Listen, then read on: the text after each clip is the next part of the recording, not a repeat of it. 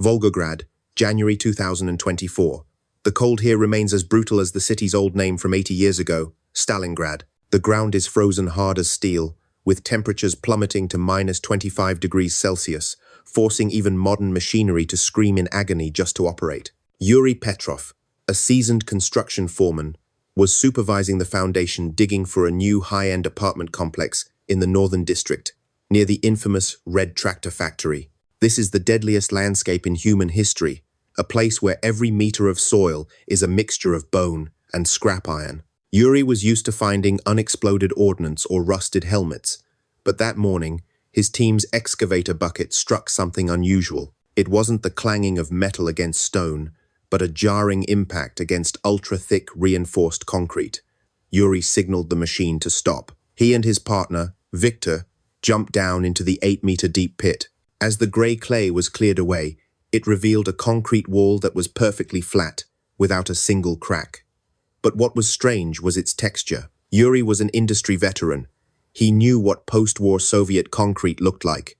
But this was smoother, denser, and bore the unmistakable engineering hallmarks of Nazi combat engineers. It was a bunker that existed on no map. Victor whispered that it was impossible, his breath turning to white smoke in the freezing air. They swept the surface with a metal detector, which screamed wildly at one specific point. A thick steel door, welded shut, sunken deep into the concrete, as if to stop something from getting out, or to keep something inside forever. But what made both men's blood run cold wasn't the bunker itself, but the sound. In the silence of the construction site with the machines powered down, they heard it. A low, rhythmic hiss coming from behind the steel door. It wasn't the wind. It was radio static. An electronic, artificial sound echoing from a grave that had been buried for 8 decades. Yuri looked at Victor. They both understood the absurdity of it. No battery, no generator could possibly operate for 80 years in the damp underground. Yet, the sound was real. It was like the whisper of a ghost trying to communicate with the outside world. Curiosity conquered their fear, and they called for the cutting team. It took 4 hours for the plasma cutter to pierce through 10 centimeters of steel. When the final piece of metal fell away, a blast of freezing air escaped, carrying the smell of old machine oil, rotting paper, and a sickly, sweet, stagnant odor. Yuri switched on his flashlight, cutting a beam through the thick darkness inside. What the light revealed froze Yuri in his tracks. The room hadn't collapsed, nor was it flooded. It was strangely dry. On the walls, German military maps were still neatly pinned, detailing the encirclement of the 6th Army in January 1943. A swastika flag, dusty but retaining its deep crimson hue, hung in the corner. And in the center of the room, seated behind a massive oak desk, was a man. He wore the uniform of a Wehrmacht Captain, an iron cross pinned to his collar. He didn't slump over the table. He sat upright, his back pressed against the chair, eyes closed as if in deep meditation. The eternal cold of the Stalingrad underground had mummified him perfectly. His face was grey and withered, but the sharp, determined features remained intact. But what seized Yuri's attention most was the captain's right hand. It still rested on the tuning dial of a massive radio unit that took up most of the desk. The indicator lights were long dead, the vacuum tubes cold for a century. But that hissing sound, it was still emitting from the headset worn around the neck of the dead German soldier. Yuri stepped closer, his heart pounding. He saw a leather-bound diary lying open on the desk, right next to a Luger pistol. The final page was still mid-entry, the fountain pen ink long dry, but the handwriting remained sharp, filled with fury and despair. The line read, February 2nd, 1943. Paulus has surrendered, but I have not. This frequency remains open forever. 80 years after Friedrich Paulus surrendered to the Red Army, Captain Heinrich Jäger still sat there, his finger holding the frequency, broadcasting a silent signal into the void. Yuri lightly touched the headset, and the rhythm of the static suddenly changed. The change in the static was subtle, a shift from a chaotic hiss to a rhythmic pulse, like a heartbeat struggling to restart. Yuri pulled his hand back as if burned. He didn't dare put the headset on. Instead, his gaze fell to the leather-bound journal. The cover was cracked and worn, stained with grease, and what looked suspiciously like old, dried blood. With trembling fingers, he lifted it. The leather felt impossibly cold, heavy with the weight of unsaid words. He turned back from the final page to the beginning of the end. January 1943. The handwriting here was different, stronger, more precise. The script of a man who still believed in order amidst the apocalypse. Yuri couldn't read German fluently, but he recognized the dates and the desperate repetition of certain words. Kessel the cauldron, hunger, Kälte, cold. He took photos of the pages with his phone, using a translation app to bridge the gap of 80 years. As the digital text appeared on his screen, the voice of Captain Heinrich Jäger began to echo in the cramped bunker, drowning out the modern world above. The 10th of January 1943. The entry began. The Russians have issued an ultimatum. Rokossovsky promises life and food if we lay down our arms. Outside, the men are arguing. They are eating the leather from their belts. Yesterday, I saw a private trade his iron cross for a dead rat. They want to believe the Russian promise, but I cannot. My orders come directly from Berlin, but not from the High Command. They come from the shadowy office of the Ahnenerbe. Yuri paused. The Ahnenerbe? The Nazi ancestral heritage organization, known for their obsession with the occult and esoteric science? What were they doing in the industrial hell of Stalingrad? The diary continued. We are not just holding a position. We are guarding the Schwarze Frequenz, the black frequency. The equipment on my desk is not a standard transmitter, it is a beacon. My instructions are clear. Even if the Sixth Army falls, even if Paulus surrenders his baton, this signal must not be broken. It guides something, or perhaps it holds something back. The narrative shifted to the brutal reality of the siege. Jäger described the sensory deprivation of the bunker. While the city above was being pulverized into a lunar landscape by Katyusha rockets, Jäger and his small team of 4 specialists were entombed in silence. They were the ghosts of the basement, separated from their dying comrades by a blast door and a security clearance that sentenced them to death. The 15th of January 1943. Sergeant Muller died today, not from a bullet, but from the cold. He simply sat down in the corner and stopped moving. We cannot bury him. The ground outside is frozen stone, and we cannot risk opening the seal. We moved him to the back. The generator is drinking our fuel reserves. I have cut the rations to half a tin of horse meat per day. The men look at me with hollow eyes. They know we are not leaving. They know this bunker is an ark that will never float. Yuri looked around the room. He saw the corner Jäger had mentioned. There was a dark stain on the concrete floor, but no body, just a pile of rags. Had they eaten him? The thought made Yuri gag, but he forced himself to look back at the diary. The 22nd of January, 1943. The airfield at Gumrak has fallen. The last lifeline is cut. No more Ju-52 transports. No more letters from home. We are truly alone on the moon now. But the radio is alive. Last night, through the static, I heard a voice. It was not German. It was not Russian. It sounded like metal grinding against metal, speaking in a mathematical cadence. Is this what we are guiding? God help us, if the Russians find this switch. The entry ended with a jagged streak of ink, as if the writer had been startled by an explosion. Yuri looked up at the massive radio unit. The static was still pulsing. It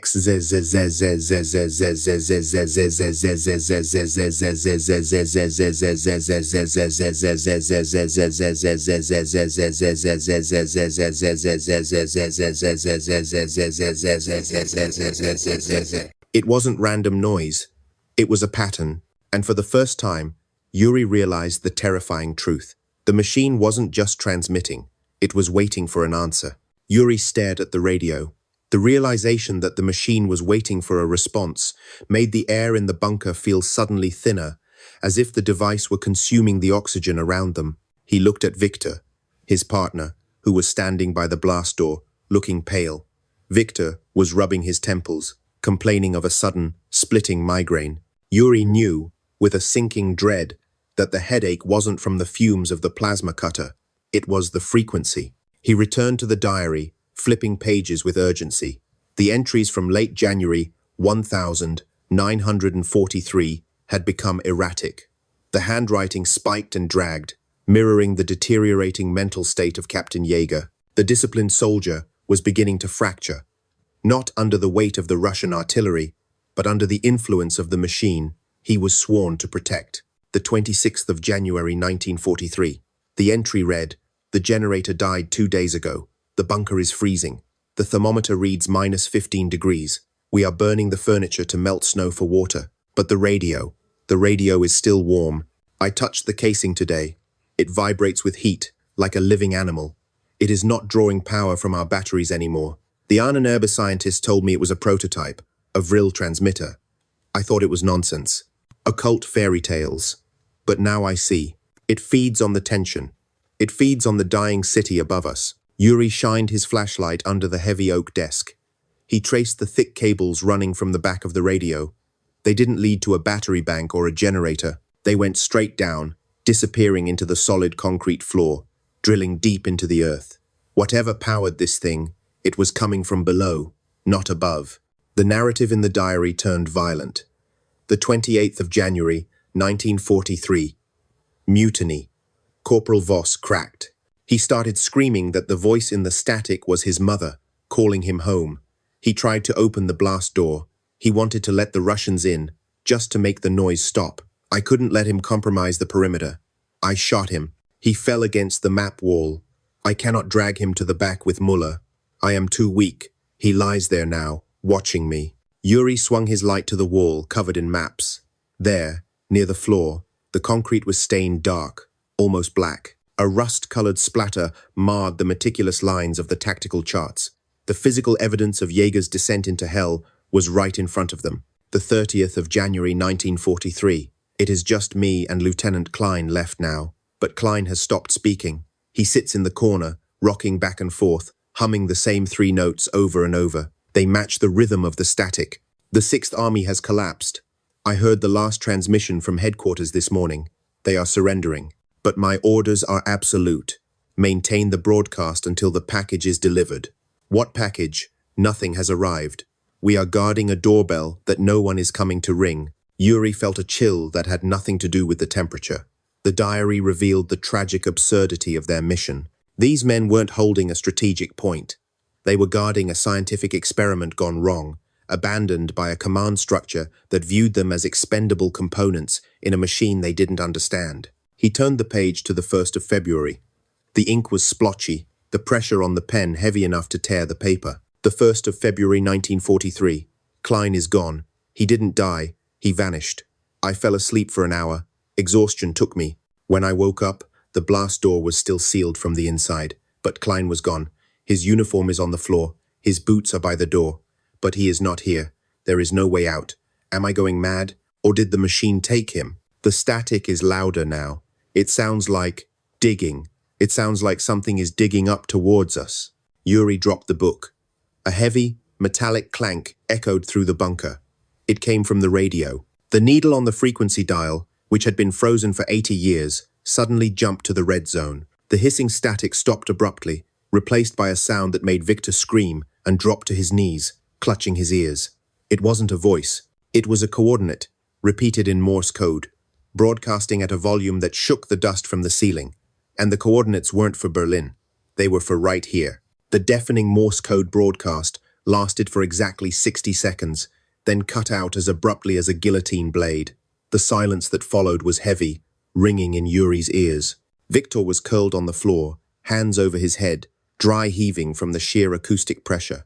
Yuri, shaken but driven by a terrifying adrenaline, scrambled to his feet. He looked at the GPS device on his belt. The coordinates broadcast by the dead machine were not just for this location. They were precise to the meter.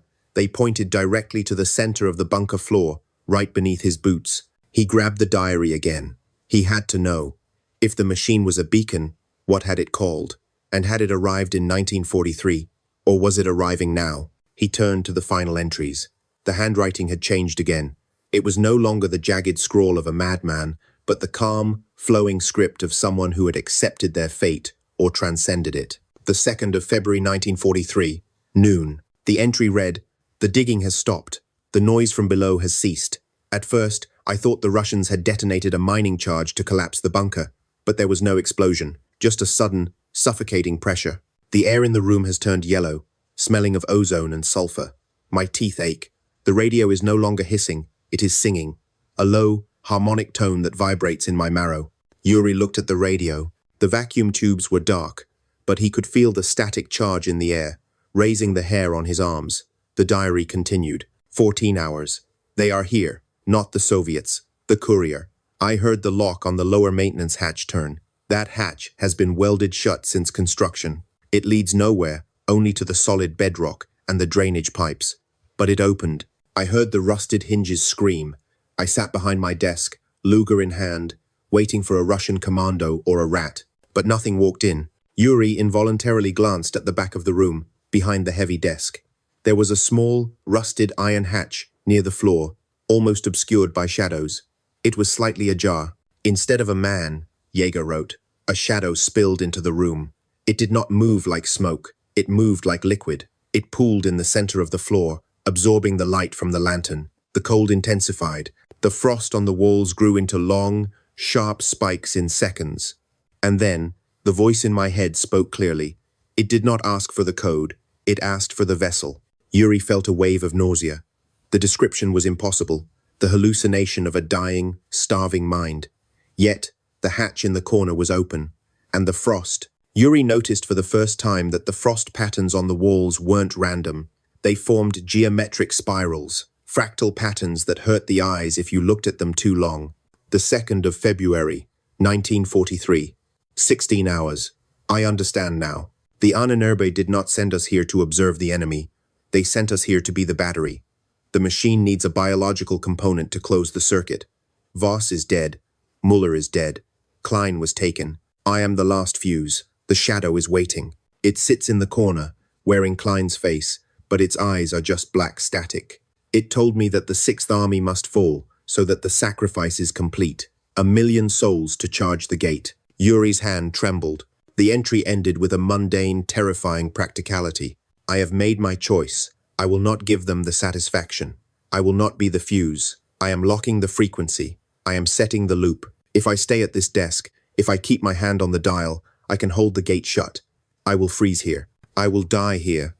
But I will not let it out. Yuri looked up at the mummified corpse of Captain Jaeger. The hand on the dial wasn't resting there casually. The tendons were taut, the grip iron hard. Even in death, for 80 years, Jaeger had been holding the switch down. He hadn't been broadcasting a signal to call something in. He had been jamming the signal to keep something down. And Yuri had just touched the headset. He had broken the connection. From the dark, open hatch in the corner of the room, a sound emerged. It was the sound of wet, heavy breathing. And then, a voice dry, ancient, and unmistakably German, whispered from the shadows. Danke, Hauptmann. The whisper hung in the freezing air, heavier than the concrete walls. Danke, Hauptmann. It wasn't gratitude. It was mockery. As the syllables died away, the mummified corpse of Captain Jaeger changed. For 80 years, his will, and perhaps the strange energy of the machine, had held him in a state of suspended preservation. But the moment Yuri broke the connection, time rushed back in with the violence of a breaking dam. In seconds, the captain's skin turned from grey to black, then to dust. The uniform, once crisp, disintegrated into moth-eaten rags. The skeleton collapsed onto the desk with a dry rattle, the hand finally slipping off the radio dial. The silence that followed was worse than the static. Then, the machine roared. It wasn't a sound, it was a sensation. A vibration that rattled Yuri's teeth and blurred his vision. The vacuum tubes on the radio didn't just glow. They erupted with a sickly, violet light that cast no shadows. The needle on the frequency gauge spun wildly, past the red zone, past the numbers, pinning itself against the far right side of the glass, until the glass cracked. Victor screamed. Yuri spun around. His partner was standing by the blast door, clawing at his throat. But it wasn't suffocation. Victor's eyes were rolling back into his head, turning completely white. He opened his mouth to scream again, but instead of a human voice, the static poured out. X, Z, K, the same rhythm, the same mathematical cadence. Victor wasn't just hearing the signal anymore, he was broadcasting it. Victor. Yuri lunged forward, but the air between them distorted, like heat, haze over asphalt. He hit an invisible wall of cold, so intense it burned his skin. He was thrown back against the captain's desk, gasping for breath. The bunker was changing. The concrete walls began to bleed. Not blood, but a thick, black oil that oozed from the pores of the stone, smelling of ancient earth and ozone. The maps on the wall curled and blackened. but the red lines marking the Sixth Army's positions began to glow like molten lava. And then, the sound of the construction site above vanished. No distant traffic, no wind. Instead, Yuri heard something that made his blood freeze. Thump, thump, thump.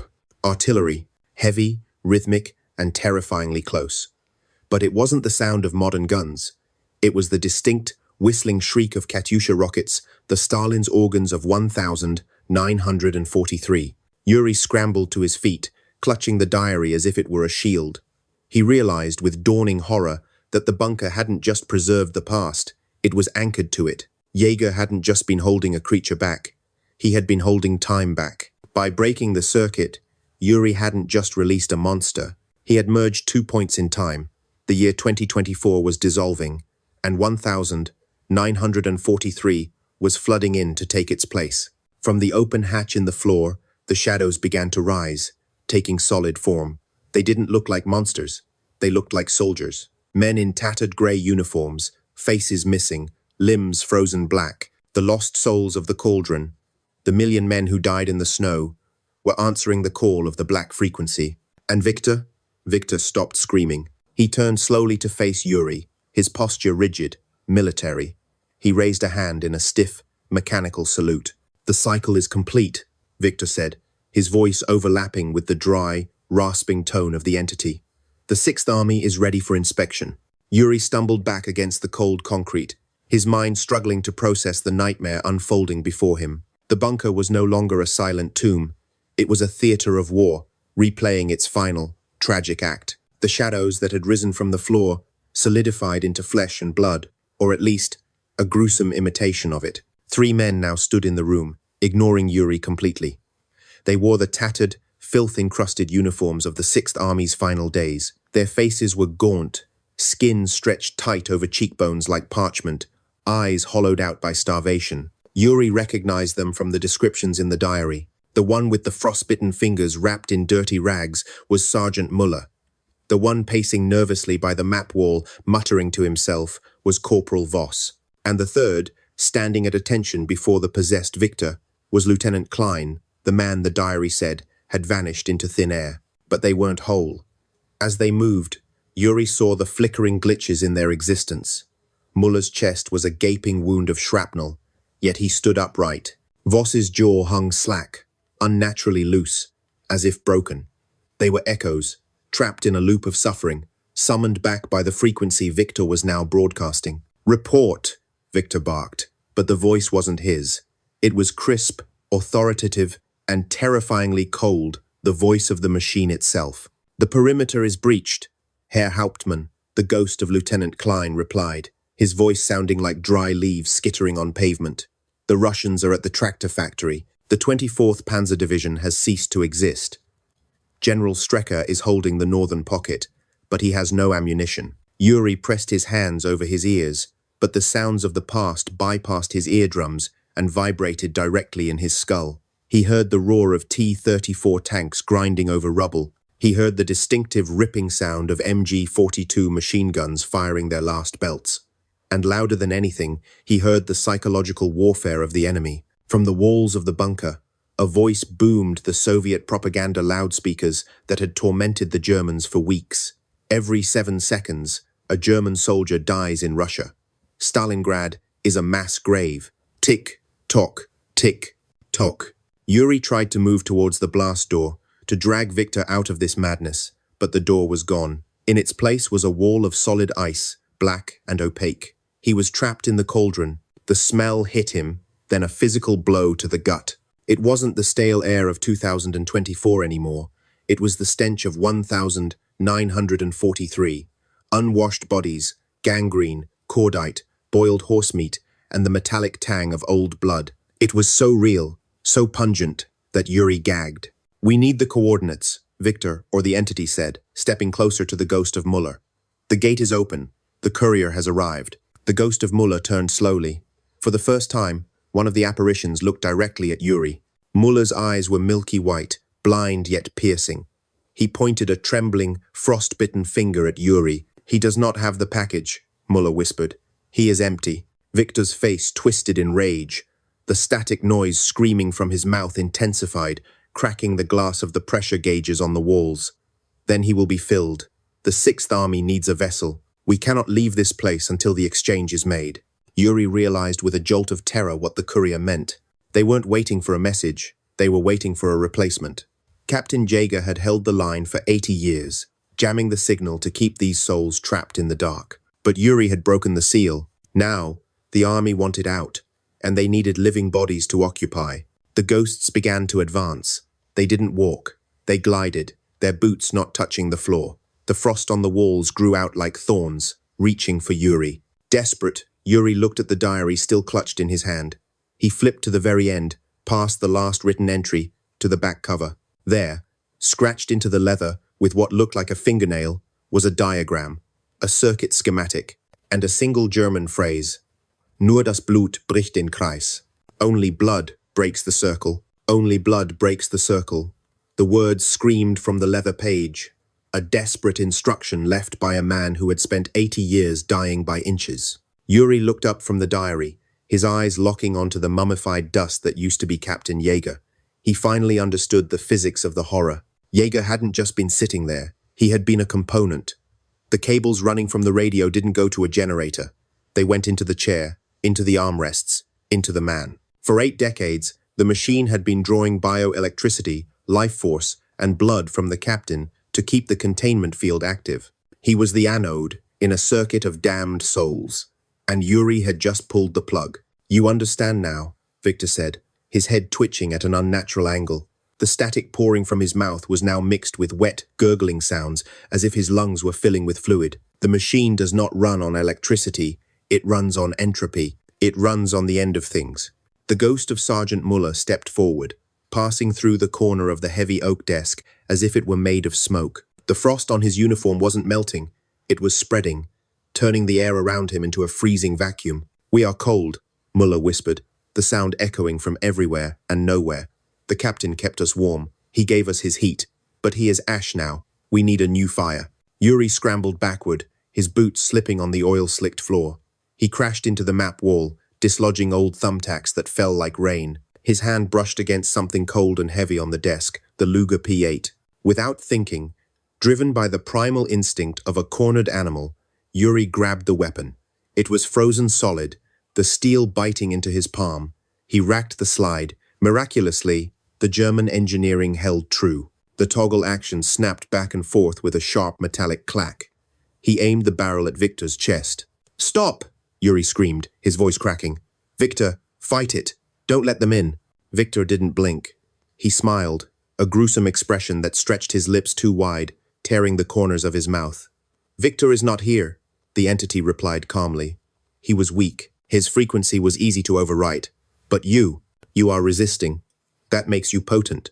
That makes you bright. The ghosts of Voss and Klein began to circle Yuri, moving with the predatory grace of wolves. They didn't lunge. They were herding him. They were driving him toward the chair, toward the empty seat behind the radio. "We do not want to kill you," Klein hissed, his face inches from Yuri's, the smell of rotting gangrene overwhelming.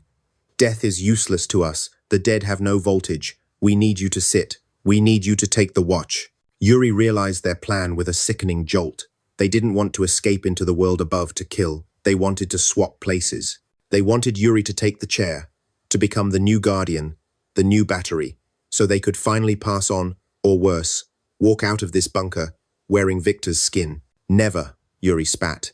He shifted his aim from Victor to the machine itself, the glowing vacuum tubes, the throbbing dials, the heart of the nightmare. "If I break the radio," Yuri yelled over the rising roar of the static, "the loop ends. No more signal, no more gate." The reaction was immediate. The ghost stopped moving. The smile vanished from Victor's face, replaced by a look of pure, ancient panic. "Do not," the entity in Victor growled, the voice dropping an octave, shaking the very foundations of the bunker. "If you destroy the bridge, the water does not vanish. It drowns everything. You will not just kill us. You will collapse the pocket. You will drop 1,000,000 tons of history onto this city." Yuri hesitated.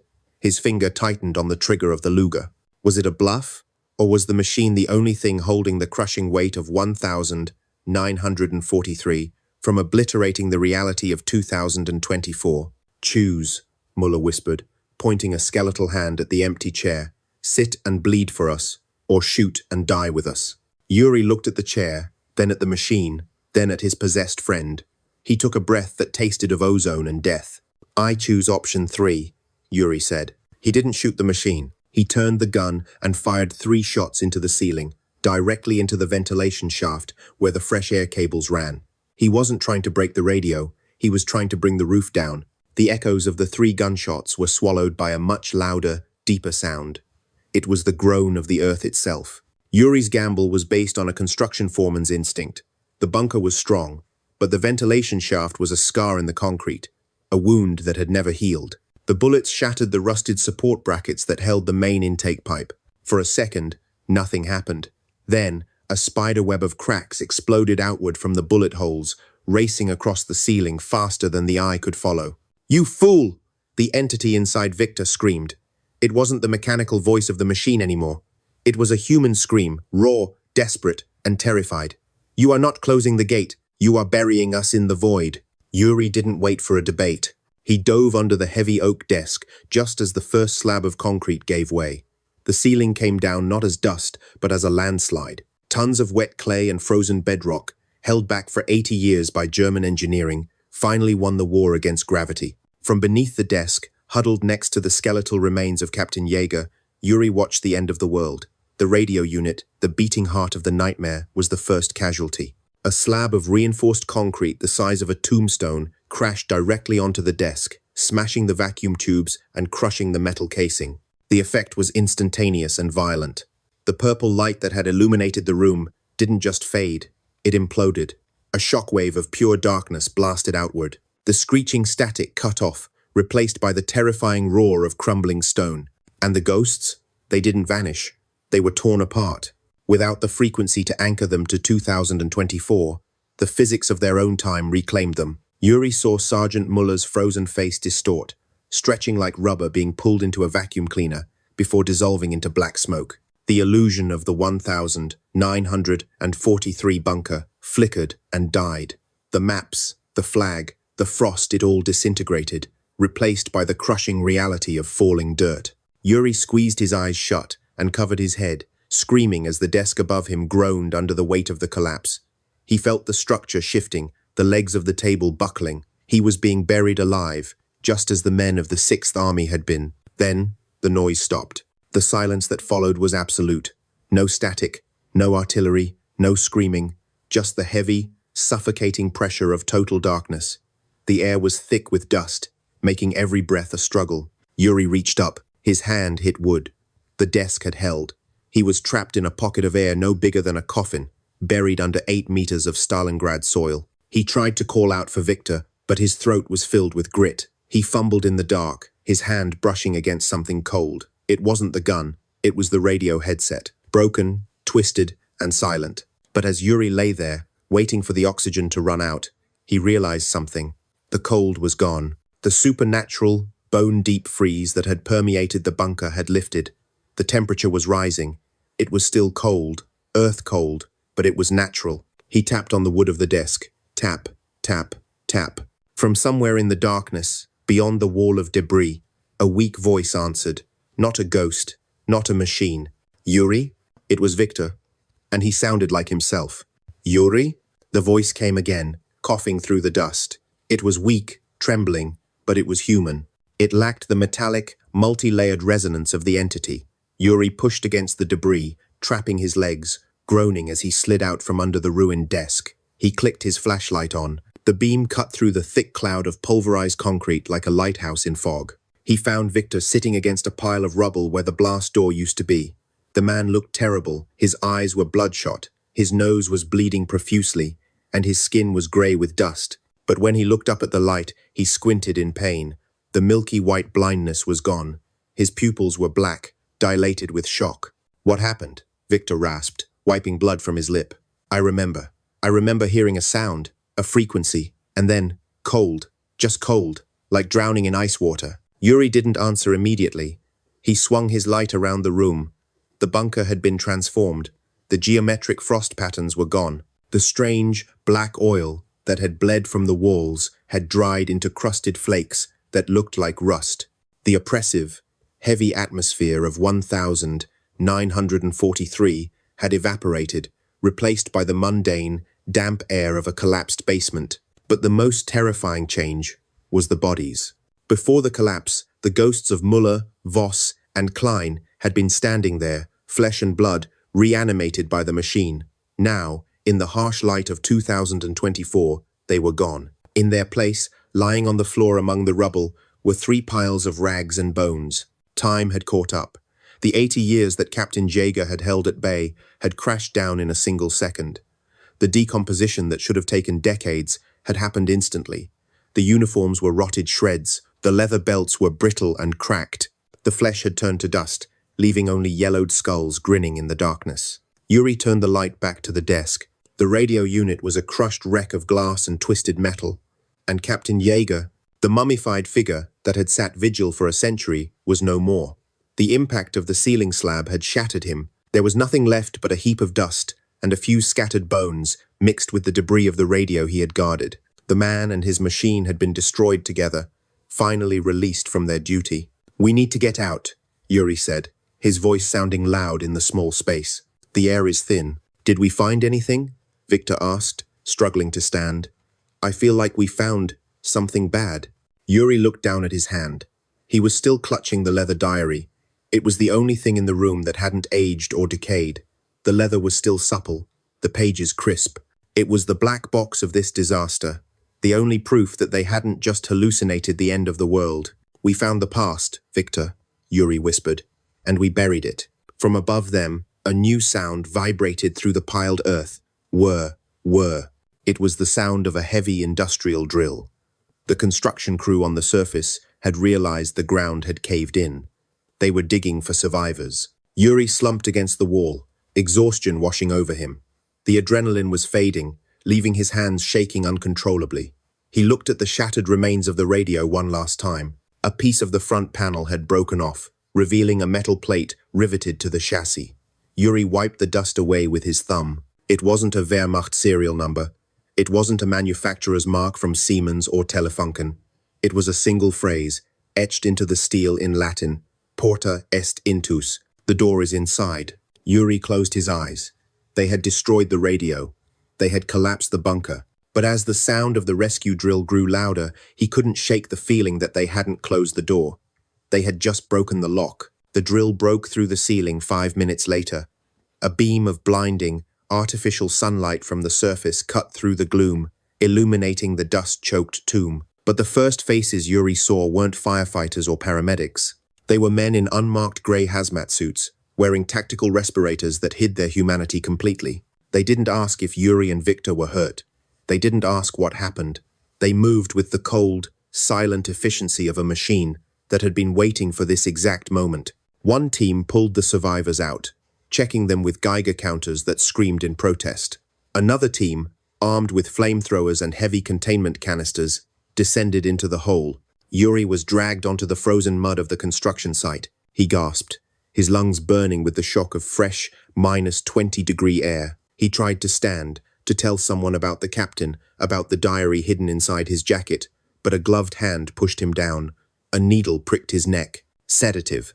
The world blurred. The last thing he saw before the darkness took him was a convoy of cement trucks backing up to the excavation pit, ready to pour a river of grey oblivion over the history he had just unearthed. 2 weeks later, the official report called it a methane gas pocket explosion. The construction project was cancelled. The site was declared geologically unstable and seized by the Ministry of Defense. Within days, a massive concrete slab was poured over the area, sealing the bunker, the radio, and the dust of the 6th Army under 10 meters of reinforced stone. A sarcophagus, just like Chernobyl, built to contain not radiation, but memory. Yuri sat in his small apartment in Volgograd, staring at the leather diary on his kitchen table. He hadn't turned it over to the authorities. It was the only contraband he had managed to smuggle out of his coma. The leather was still cold to the touch, defying the warmth of the room. He hadn't seen Victor since the rescue. His partner had been transferred to a specialized military hospital in Moscow for neurological trauma. Yuri knew what that meant. Victor had been the vessel. He had let the signal in. The doctors wouldn't be treating a concussion. They would be studying a frequency they couldn't understand. Yuri opened the diary to the last page, the one with the circuit diagram and the phrase Porta est intus. The door is inside. He poured himself a glass of vodka, his hands shaking. He thought he had won. He thought collapsing the bunker had broken the machine. But silence. Silence is a tricky thing in Stalingrad. He took a sip and closed his eyes. And there it was. It started faint, like the buzzing of a fly in a distant room. X-z-z-z-z. Kurt. Yuri opened his eyes. The sound wasn't coming from his radio. It wasn't coming from the street. He covered his ears, pressing hard until it hurt. The sound didn't muff. It got louder, clearer. X8. Kur. He looked at his reflection in the dark window glass. He looked at his own eyes. And for a split second, he saw it. A flash of violet light deep in his pupils. A flicker of static where his soul should be. He realized then the true meaning of the captain's final message. The radio downstairs wasn't the source. It was just the amplifier. The human body, the blood, the iron in the veins, the electrical impulses of the brain that was the source. Captain Yeager hadn't been guarding a machine. He had been guarding himself. By touching the headset, by breaking the loop, by surviving. Yuri hadn't destroyed the broadcast. He had downloaded it. He wasn't the survivor. He was the courier. Yuri looked out at the city of Volgograd, at the lights twinkling over the snow-covered graves of 1,000,000 soldiers. The static in his head began to organize itself. No longer random noise. It was a rhythm, a march. The sound of 1,000 boots hitting the frozen ground. He picked up a pen. He turned to a blank page in the captain's diary. And as the invisible orchestra played the anthem of the dead in his skull, Yuri began to write. The 2nd of February 2024. The bunker is gone, but the frequency remains open. I am the new captain now, and I will hold the watch. Outside, the snow began to fall, burying the city once again in white silence. But in the deep, dark places of the earth, and in the veins of a man sitting alone in a high-rise, the war continued. It would always continue, because history doesn't end. It just waits for a new signal.